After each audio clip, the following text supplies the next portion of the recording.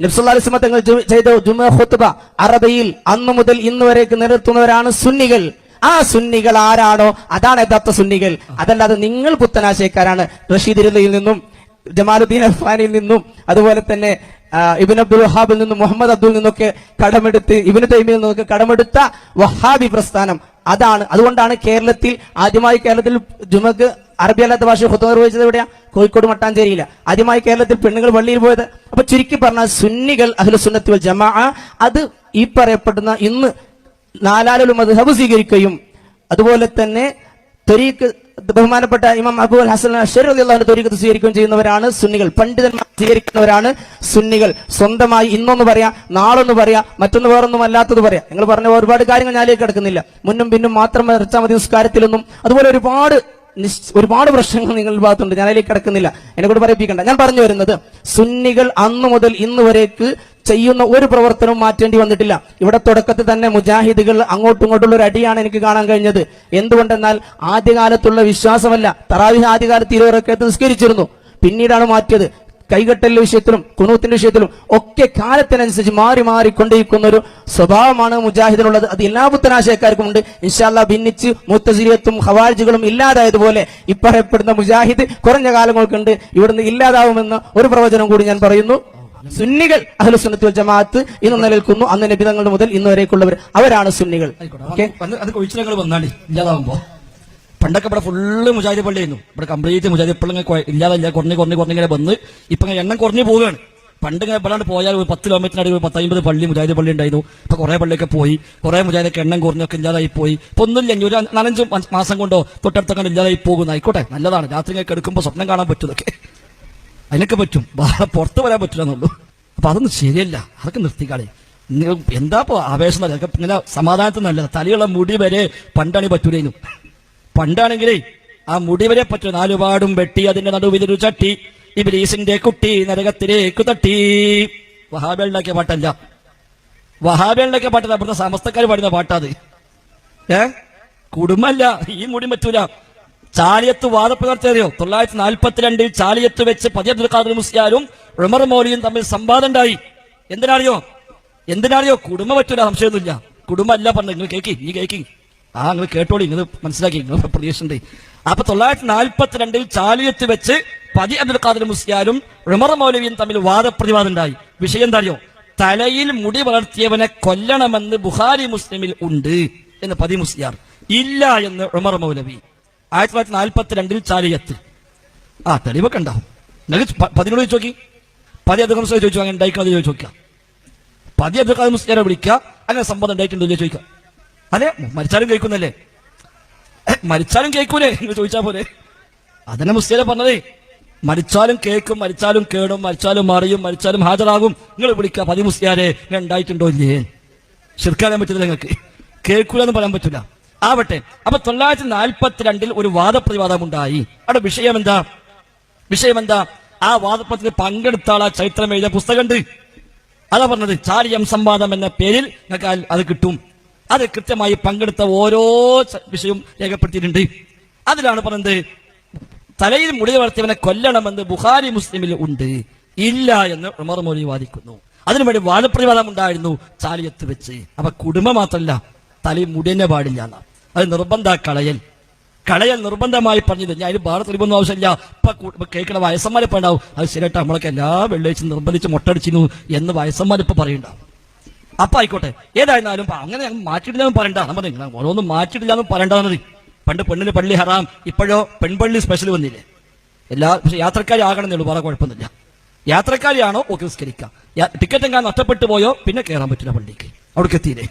ഏതെല്ലാം മാറി. ഇംഗ്ലീഷ് നരകത്തിലെ ഭാഷ എന്നാണ്.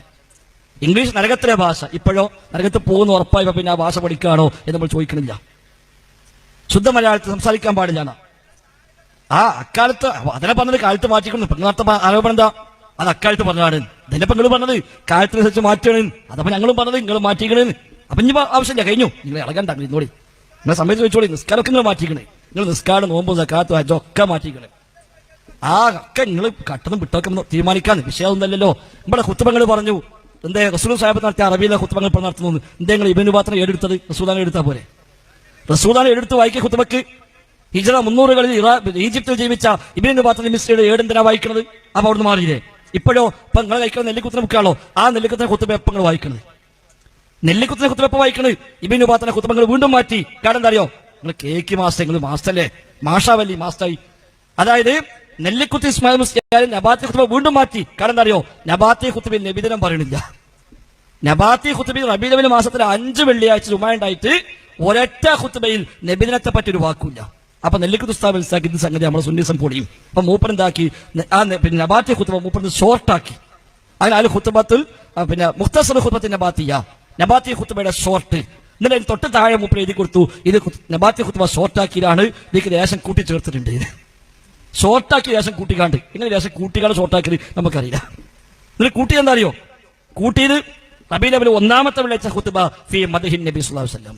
എന്നിട്ട് റബീഉൽ അവ്വൽ 12 ജന്മദിനം ആഘോഷിക്കാനും കാര്യങ്ങളും ആ നിൽക്കുക. അതും മുമ്പ് അത്ര പച്ചക്ക് പറയാൻ മുമ്പ് ധൈര്യം വന്നിട്ടില്ല. അതിന് അടുത്തളിഞ്ഞ് മാറ്റിയിട്ട് വേണം. അപ്പൊ മാറ്റിയിട്ടില്ല എന്ന് പറഞ്ഞ ഇവിടെ വിഷയം ഒന്നുമല്ല. ഇവിടെ നമ്മൾ പറഞ്ഞു വന്നോട്ട് നിങ്ങൾ പോകല്ലേ, നിങ്ങൾ പറഞ്ഞു വന്നോട്ട് പോകല്ലേ. നിങ്ങൾ എപ്പോഴും പറഞ്ഞത് എന്താണ്? നിങ്ങൾ തുടങ്ങി വെച്ചത് എല്ലാ കഴിവും അള്ളാഹ്ക്ക് മാത്രമാണ്, അല്ല കഴിവ് കൊടുത്തതേ ഉണ്ടാവുള്ളൂ, അതിനപ്പുറത്ത് ഒന്നും ഉണ്ടാവില്ല എന്നാണ് ഞങ്ങളുടെ വിശ്വാസം. അപ്പോഴാണ് ഞാൻ പറഞ്ഞത്, ആ വിശ്വാസത്തോട് കൂടി തന്നെ ഒരാളുടെ ജീവിതത്തിൽ ശിർക്ക് വരും.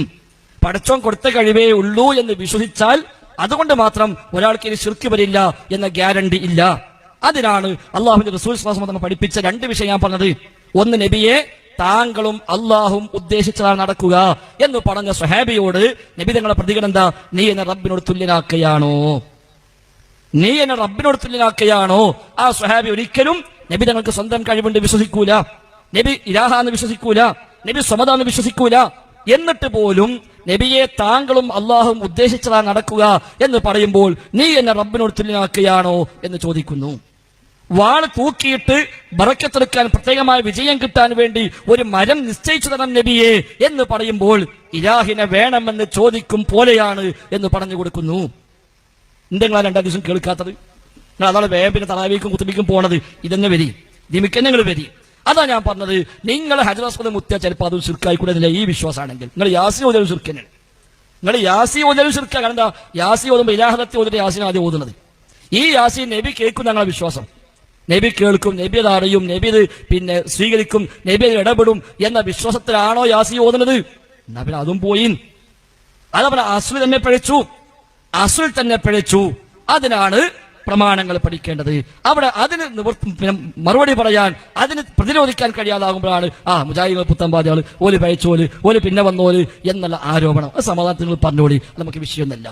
മുജാഹിദ് പ്രസ്ഥാനത്തെ സംബന്ധിച്ച് എന്നൊക്കെ ആരുമായൊക്കെ വാദപ്രതിവാദം ഉണ്ടായോ അവിടെയൊക്കെ മുജാഹിദ് പ്രസ്ഥാനം തങ്ങളുടെ വാദമായി രേഖപ്പെടുത്തിയതും തങ്ങളുടെ പ്രമാണമായി പറഞ്ഞതും എന്താ? ഏത് വാദം രേഖപ്പെടുത്തിയാലും പ്രമാണമായി പറയാറുള്ളത് ഖുർആനും സ്വഹീഹായ ഹദീസും. ഖുർആനും സ്വഹീഹായ ഹദീസും അത് പ്രമാണമാണ് എന്ന് മുജാഹിദ് പ്രസ്ഥാനം എല്ലാ കാലത്തും പറയുന്നു. സ്വഹീഹായ ഒരൊറ്റ ഹദീസ് തള്ളാൻ മുജാഹിദ് പ്രസ്ഥാനം മുന്നോട്ട് വന്നിട്ടില്ല. മുജാഹിദുകളെ പേരിൽ ചിലരെങ്കിലും സ്വഹീഹായ ഹദീസിനെ തള്ളാൻ ശ്രമിച്ചപ്പോൾ അവരെ തള്ളിയവരാ മുജാഹിദുകൾ. അത് ശരിയല്ല എന്ന് പറഞ്ഞവരാ. ഇത് ഞങ്ങൾക്ക് ഉറപ്പുണ്ട്. ഈ പ്രോഗ്രാം സംഘടിപ്പിക്കുന്ന മുജാഹിദ് പ്രസ്ഥാനത്തിന് ഈ ഒരു കൂട്ടായ്മയല്ലാത്ത ഏത് കൂട്ടായ്മ സംഘടിപ്പിക്കുന്ന, അതിന് KNM ആയിക്കോട്ടെ, KNM മർക്കസ് ആയിക്കോട്ടെ, എന്തായിക്കോട്ടെ, അത്തരം ആളുകളുടെ മുഖാമുഖ വേദിയിൽ ചെന്ന് നിങ്ങൾ ചോദിച്ചു നോക്കി, ഖുർആനും സ്വഹീഹായ എല്ലാ ഹദീസുകളും അംഗീകരിക്കുമെന്ന് ധൈര്യസമേതം അംഗീകരിക്കുന്നത് പറയാൻ അവർക്ക് ധൈര്യം ഉണ്ടാവില്ല. നമ്മൾ വെറുതെ അവകാശം പറയുന്നില്ല. സ്വഹീഹായ എല്ലാ ഹദീസും ഞങ്ങൾ അംഗീകരിക്കും എന്ന് പറയാൻ ഇവിടെ മറ്റു പലർക്കും സാധിക്കുന്നില്ല. അതാണ് വ്യതിയാനം. അവർ പറഞ്ഞെന്താ, ബുഖാരിയിലുണ്ട്, മുസ്ലിമിലുണ്ട്, എന്നാലും അതങ്ങനെ എടുക്കാൻ പറ്റൂല. അത് മുജാഹിദീങ്ങളുടെ പാരമ്പര്യമല്ല, അത് അഹ്ലുസുന്നയുടെ പാരമ്പര്യമല്ല, അത് മുജാഹിദ് പ്രസ്ഥാനം സ്വീകരിച്ചു പോന്ന നയ നിലപാടുകളല്ല.